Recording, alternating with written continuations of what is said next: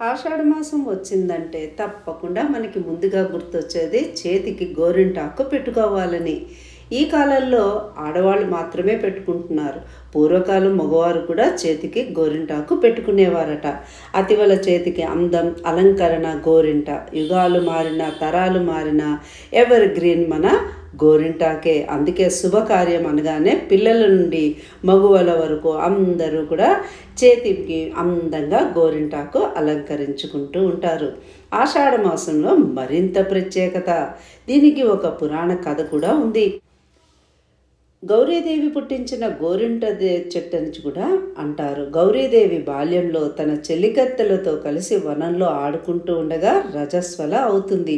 ఆ సమయంలో గౌరీదేవి రక్తపు చుక్క నేల పడగా ఒక మొక్కగా ఉద్భవించింది.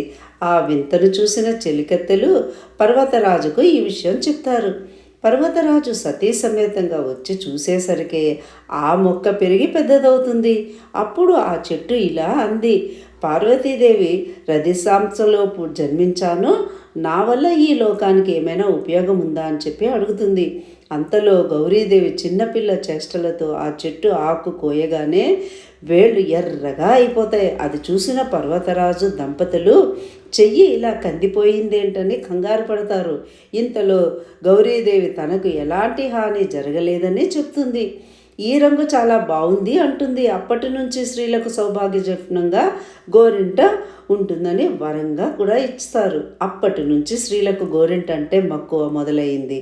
ఆరోగ్యాన్నిచ్చే గోరింటాకు. ఆషాఢంలో అంటే వర్షాకాలం ఆరంభం అవుతుంది కదా. దీంతో క్రిమి కీటకాలు, అంటువ్యాధులు పెరిగే అవకాశం కూడా మరింత ఉంది.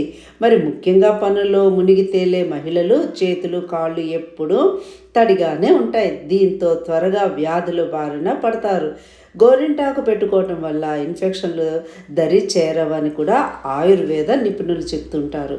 స్త్రీ అరచేతి మధ్యలో గర్భాశయానికి రక్తం చేరవేసే ప్రధాన గ్రంథులు ఉంటాయి. గోరింటాకు పెట్టుకోవటం వల్ల వాటిలోని అతి ఉష్ణాన్ని లాగేస్తాయి అవి. దీనివల్ల గర్భాశయ దోషాలు తొలగి ఆరోగ్యంగా ఉంటారు. శరీరంలో ఉన్న అధికమైన వేడిని గోరింటాకు తగ్గిస్తుంది.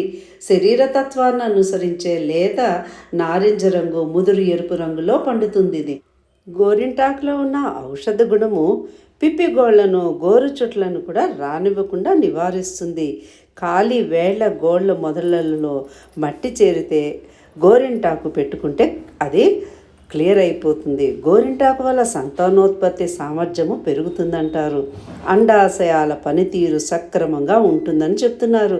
గోళ్ళకి లాగానే జుట్టుకి కూడా రంగునిస్తుంది. గోరింటాకు సహజమైన మంచి కండిషనర్గా కూడా పనిచేస్తుంది ఇది.